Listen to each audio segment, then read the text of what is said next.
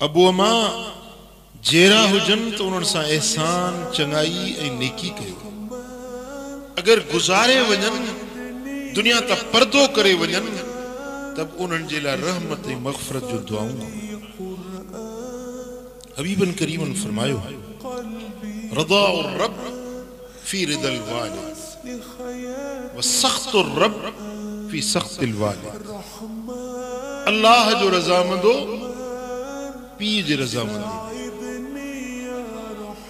अल्लाह जो डमर खुदा जो कहर ऐं गज़ब, खुदा जी नाराज़गी अबे अमा खे नाराज़ करण में। की ख़बर पए तो ते रब राज़ी आ या नाराज़ आ? निहाल अबू राज़ी थई, जीजल अमड़ राज़ी थई, समझ त अल्लाह बि राज़ी आ। जेकर अबो ऐं अम्मा नाराज़ आहिनि त पक ॼाण तुंहिंजे मथां रब बि नाराज़ आहे। जेकॾहिं अबे अम्मा खे नाराज़ कयो अथव, मां हथ ॿधी थो अर्ज़ु कयांव त वञो पंहिंजी अम्मा खां वञी माफ़ी वठो, वञो पंहिंजे अबे खां वञी माफ़ी वठो। पंहिंजी आक़िबत बर्बाद न कयो, पंहिंजी आख़िरत बर्बाद न कयो। वञो, वञण खां पोइ पहिरियों अबे अमड़ खां माफ़ी वठो।